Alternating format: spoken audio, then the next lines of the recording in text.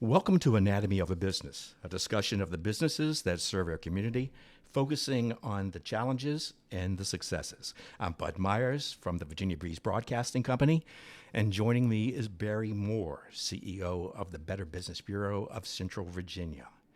Barry, I want to just, everything is so exciting, the things you are doing at the BBB. One of those programs, which I think is wonderful, is the Help Desk. You want to tell us about that? Yeah, so we have, this came out of the needs of our accredited businesses, that they might need one person, one consultant to tell them and not spend $10,000 or 20, how to advertise differently or how to hire people and where to find folks. So the Help Desk is there for accredited businesses only. It's a unique program. We're the only ones with it here at this Better Business Bureau. I hope it goes across the country. I think it's a great idea, and Bud, you were very instrumental in designing this and coming up with the why that we always ask. But you also came up with the anatomy of a business, and this is your idea, and I'm always applaud you. I'm going to get the blame. Thank you. No blame. And you are the brainchild or one of the brainchildren of Virginia Breeze. And we allow every accredited business to run one spot 20 times. And it's amazing to reach your audience. So, yes, I'm excited about the Help Desk. If anybody needs to know about it, 804-521-6940. And I can do it in my sleep, explain it, because there's that important to all these businesses. I don't want to see people go into business and go out of business. I hear that. I understand. So today is something that's very important to most of us. It certainly is important to me, and having spent probably the last 2 decades being involved with part of this, at least something that's tangent to this, it's extremely important to all of our lives. The Boomer Nation is now 80 to 81 years old. They're starting to do that. And like everything else in life, boomers have put their imprint on just about everything.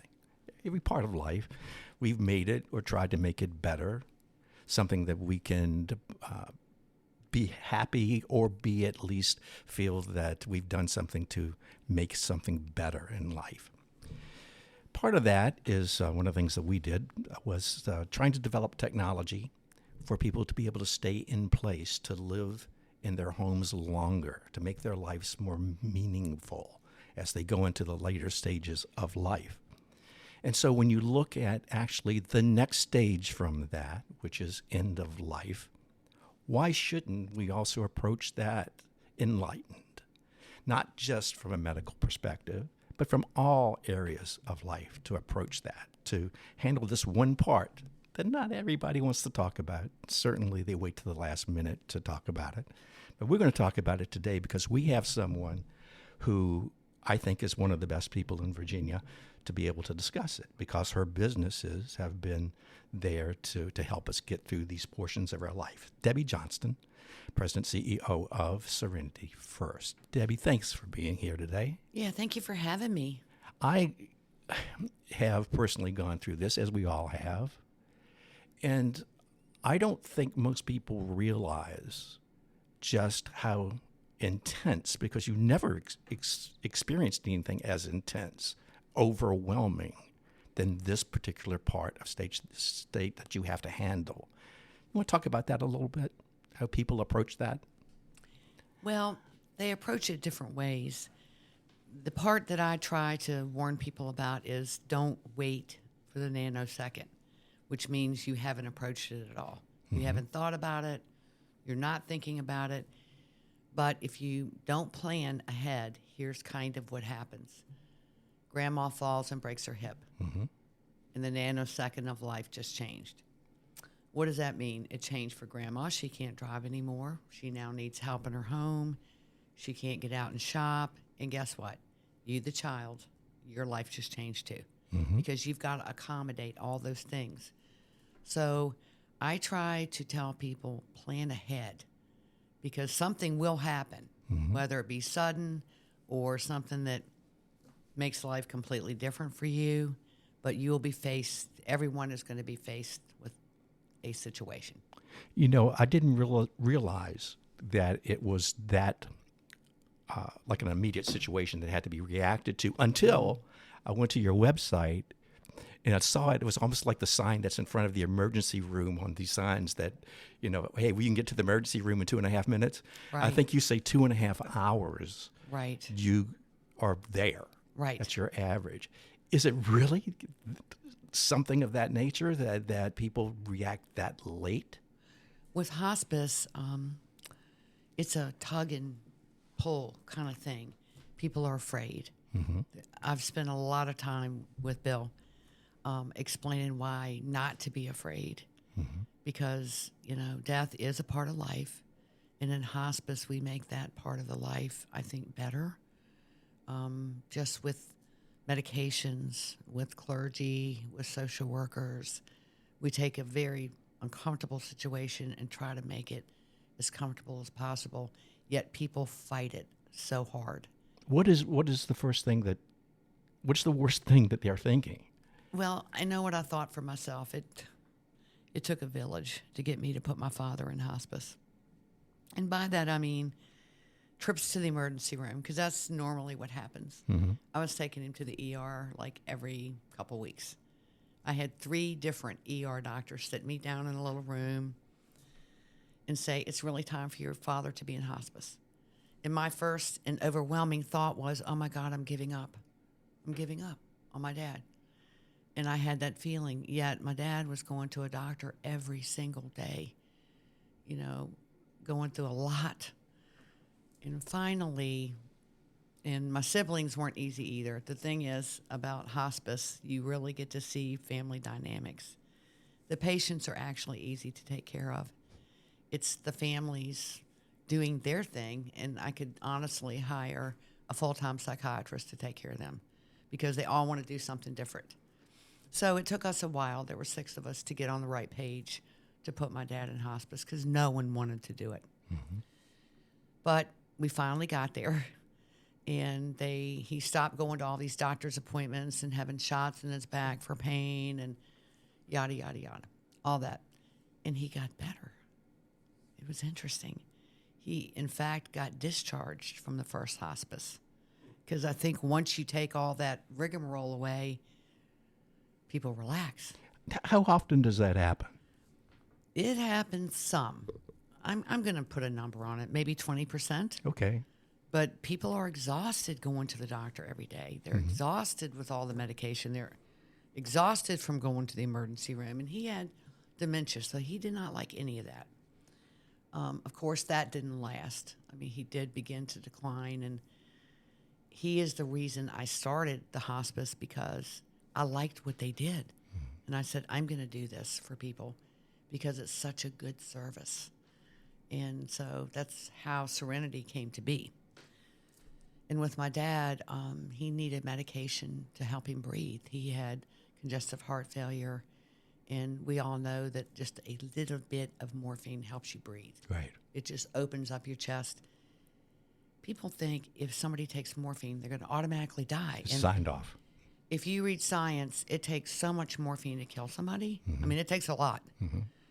But just a little bit helped my dad move around. I could take him out to a restaurant. I could do things with him because he could breathe well. So some of that is good. But people are terrified of it. They are. And I was too, and I admit it.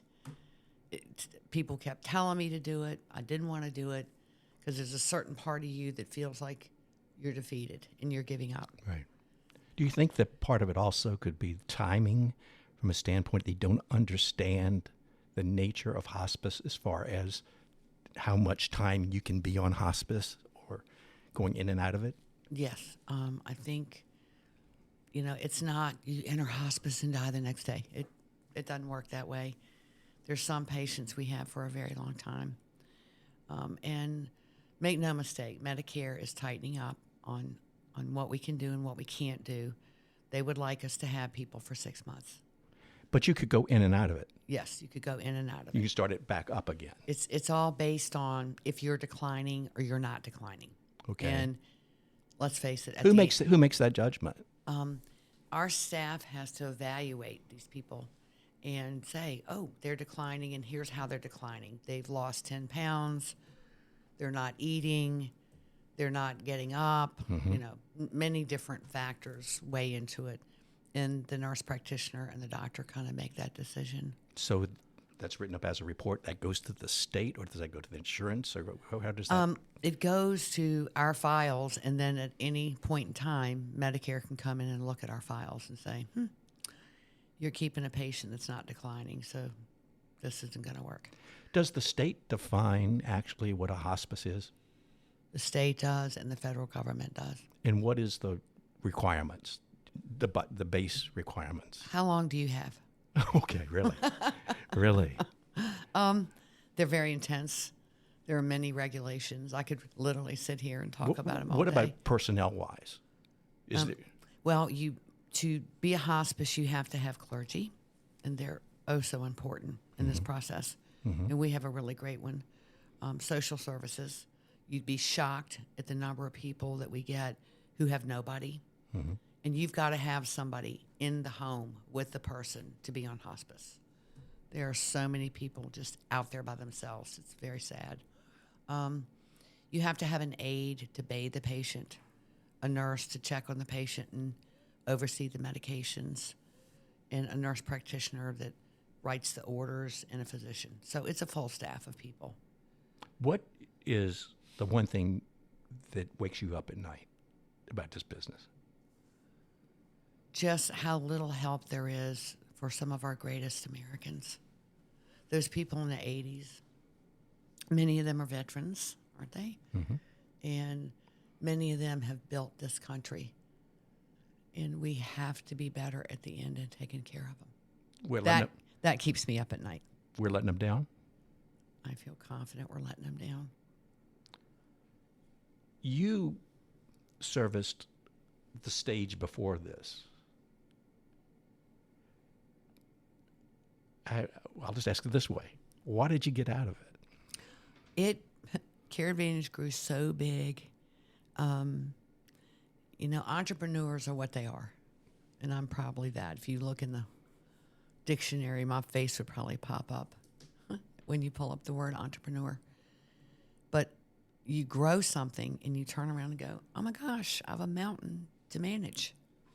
And managers are different than entrepreneurs. And I've spent lots of money figuring that out. So it just was, I was at an overwhelming point. I had 22 offices, and it was just like exhausting. And we were at the place where we needed to go really big or go home. And I couldn't really talk any of my family members that happened to be in the business with me into running the business. So I decided to sell to somebody that I thought could take it and make it huge. And they have. It's in several states now. And so I'm proud of what they've done with it. And I moved on to start a hospice. I'm going to just ask this one question because this is the one thing that amazes me. And that is the people that work for you, and all people in home care, for the most part, absorb a tremendous amount of emotion. They are physically tired. They are drained. What do you do to try to counter that? What do you do that can help them with that emotional pain that they absorb, whether they say they do or not? They're absorbing it. Thank you for asking me that question. I get a chance to blow someone's horn here. Firstly, it's a tight group, and they help each other. There are a lot of tears shed. We get close to these people. It's a sad situation. Sometimes we have 40-year-olds with little kids. It's very sad. But we try to call in an industrial psychologist, Dr. Jim Burke, and he comes in and lets the nurses talk about their feelings, especially when we've had a lot of deaths. Like lately, we had 25 deaths in a month. That's a lot. And they come and they say, can Dr. Burke come? Because somehow him leading that group and letting them talk about it helps them a lot. So that's one of the things that we do. And they actually help each other a lot, too. Also, the families are very thankful and do a lot, to thank the nurses and pat them on the back and write nice notes and that kind of thing. So it's rewarding that way. I can't imagine a more gratifying situation when it's over for a family to express their appreciation. Yes, they're very, very nice about it, and we follow people for 13 months. We don't just, the patient dies, that's the end, see ya. We keep up with them. Our clergy keeps up with them for 13 months. So we have memorial services. We just had one. It was absolutely overwhelming how many people showed up and how happy they were that we remembered their loved one in that way. And they just really like being together. We have grief groups where families can come together, and we actually see little families starting in the grief groups because these are likes people. I mean, they've lost somebody. They want to talk about it. They're empty. Their dinner partner or whoever it was is now gone. And they make friends there, and we see beautiful things happen. What you do with your business and what you've created is something that I call it enlightened, because the approach goes far beyond the medical. Right. And you're doing things from, when I saw massage, I'm going, wow, I need to call her in. Why don't you talk a little bit about those surrounding things that you do as a company, as a corporate culture that you created that helps this stage for the family? We try to do massage when patients want that. Our newest thing is pet therapy. I noticed that. We've been taking pets to places, and it's amazing the comfort that people get from having a pet around. And we do music therapy. So I'm so into that. I don't know, Carol and I, my wife Carol and I, started at Memory Cares. We brought in concerts. That's good. And what we found, we've always known, that the music is one thing that can make the talkless talk. Right. You know, the memory, that music is so important. And when I read that, I'm going, oh, wow, she's right on my wavelength. Right, right. It is amazing. There's a whole book written on a ballerina who stopped talking. She just shut down. And all of a sudden, they played this song that she danced to, and she got up and danced. I've seen it. I've absolutely. You know what I'm talking about? Oh, absolutely. I've seen it. You know, it's amazing what touches people. Yes, absolutely. So go back to your first 2 questions ago. Yes, Debbie, to talk about what she does right at the company and what she does for employees, right? So employees want to find a great reputation and a great culture. We've talked about this all the time, and that's what Serenity First, Debbie Johnson, has offered, even in her previous life at Care Advantage. That being said, what I want to, you didn't mention it, Debbie, the outings you do socially for, she puts them on Facebook, she talks about it, which makes the employees feel great, I would assume. I've seen probably 3 or 4 pictures on the front porch where you're buying them food or you're having a dining around or whatever. Not everybody does that because that's how you've learned and where you've gotten all your knowledge. Entrepreneur, forget that word. You just care. You're a human being that really cares. Hence, Care Advantage was the greatest name for your company. So I just wanted to point that out. As a follower of them on social media, I know what they do. You have this culture, and you have the teams that you've put together. So they work together pretty continuously, right? Yes. These folks know each other, get to know each other, and how each operates. Right. Talk a bit about how you put that team together. People tell people about us. People bring in their friends.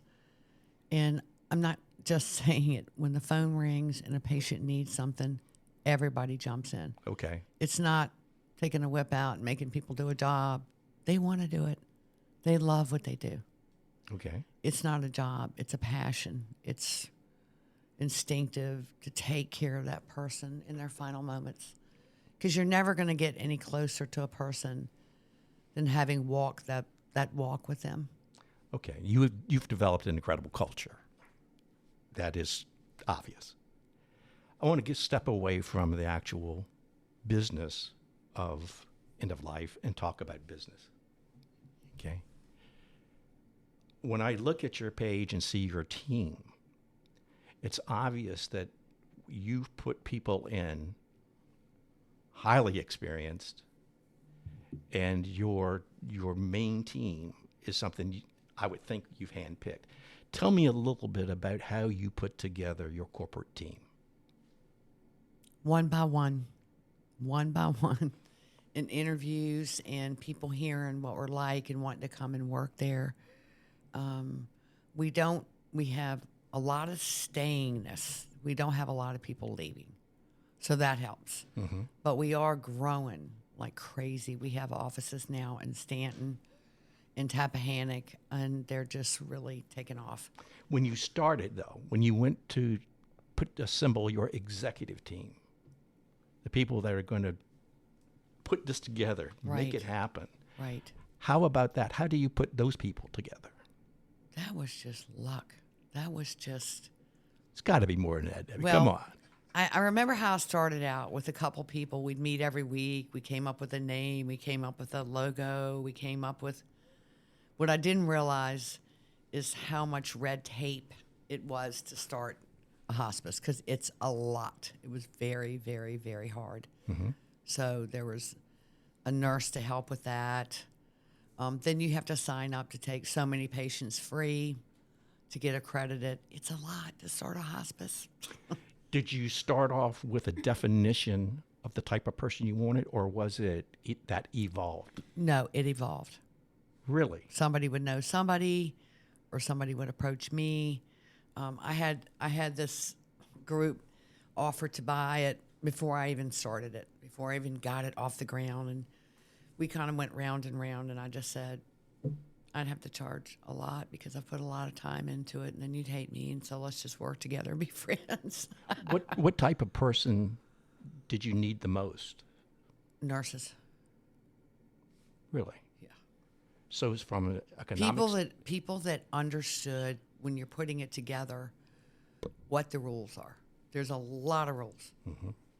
It's the most ruled business I've ever seen in my life. So the business development piece of it, or the economic piece of it, you handled yourself, or did you again bring in outside talent? My COO, Wade Williams, and I handled that. We got the numbers down. We understood that part. That wasn't the hard part. The hard part is that Medicare makes it very hard to start hospice. It makes it very hard with a number of rules. People have no idea what it takes to start one. I would imagine you also have to deal with equipment, right? And things that you have to bring in to provide this immediacy. Let me just spell it out here. Thanks. I would love for you to. So we on a good day, provided we have dotted every I and crossed every T, get paid $5,000 a month per patient. Mm-hmm. Now, this includes equipment, medications, all those people I named. Mm-hmm. Doctor, nurse practitioner, nurses, aides, clergy, social worker, all of that for $5,000 a month. If you set $5,000 a month next to, say, a skilled nursing home, which is another option for people at end of life, that's going to cost, I had a lady tell me she was paying $13,000 a month. If we step up even more and you're in the ER every other weekend, the ER is probably a $50,000 event. So even from a financial standpoint, Medicare, if I was in charge of Medicare, I'd be going, well, this is the best and the least expensive way we can go. And I'd be really nice to us. But they have a lot of rules. Got it. So part of your tagline is your legacy, your comfort. Right. We want you comfortable at the end. I'm a big believer in that it's each person's life, and they should have what they want. My dad liked Jim Beam, so I like to tell his story. I like Jim Beam. Go ahead. He drank it for 70 years. So my siblings kept thinking, we can reform him, and he shouldn't be drinking now. And I'm like, we're not going to reform him after 70 years. I literally snuck these little airplane bottles into Good for you, him Debbie. because I was like, and that's kind of how I think about things. I think if people want things at the end of their life, they should have them. It's their life. It's their one and only life. So let them have what they want. Best thing I brought him was a little bottle of Jim Beam. That's right. I'll never Was he forget happy? it. Was he was happy? happy. Yes. Didn't know my name, but he figured it out quick. He's like, oh, thank you. I still, in my pockets to this day, find little Jim Beam bottles that I was sneaking in the house to let my dad have some Jim Beam. It's so crazy, but it's true. So, you said that the planning is the most important thing, or certainly things that right now folks aren't doing. Right. What questions should they bring with them? What am I going to do when Mom needs some help? How are we going to cope? Is where she live in the right place? Let's look at the options today. You know, and I've named them. You know, there's nursing home is an option. Mm-hmm. Going to the ER every 2 weeks is an option. You have to have some condition to be in hospice, or get help to stay in your home. Where I live there's like 4 men that just decided, and I thought it was brilliant. And I keep thinking about it myself. I'm going to go out and I'm going to buy a big house, and I'm going to invite all my friends to move in with me, and we're going to all take care of each other. An ashram for old people. Right, and we'll just keep filling the house up as people go, and we'll take care of each other. Right. But where I live, there's 4 men that did that, and it's worked extremely well. 2 of them have died since they started this, and 2 more moved in, and they look happy as can be. So just a thought out there to you folks. Look around at your friends and see if you want to buy a big old house and everybody move in. Has multi-generational households, the fact that the way things are today, has that affected the way things are handled these days? They're gone. People used to live together as families. You don't see it much anymore. It's sad. Wow. Really sad. I've been disappointed with the care that my family has had. And I can't tell you the instances where we were just overwhelmed. And I wish that I could even have gone somewhere where I felt someone would have listened, much less done something about it. What I see with you, Debbie, is somebody that it's innately in their life, it's in their blood, it's their passion to do it the right way.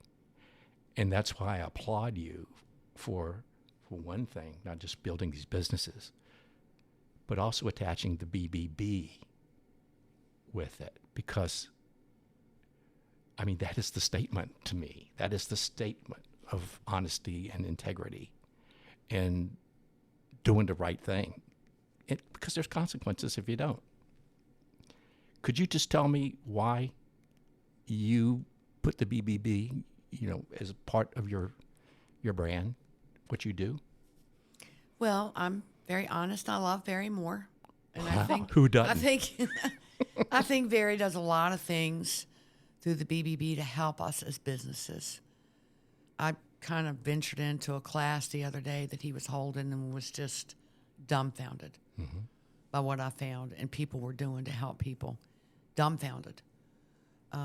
It was Carl Leonard and some other folks that were finding jobs for people that needed a chance. They do some great things. Not good, great. I like what they stand for. I'm sitting here looking at a BBB mug, and it says accurate, integrity, reliable, credible, all those nice words. And they're all true.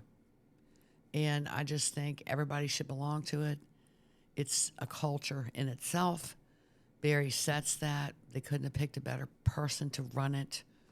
And I'm all about it. Cool. My last question is going to be about you and what you think is the future. I think more and more people need advice and education on getting ready, making a plan for that nanosecond that's coming down the train, and just to get ready for the aging process and the end of life, and to try to make it as best as possible. People are living longer. We have a number of over 100-year-old patients, and you learn a lot from these people, what they've been through. Boy, the best lessons, the best teachers are those at the end of their life. They can really tell you what it's about.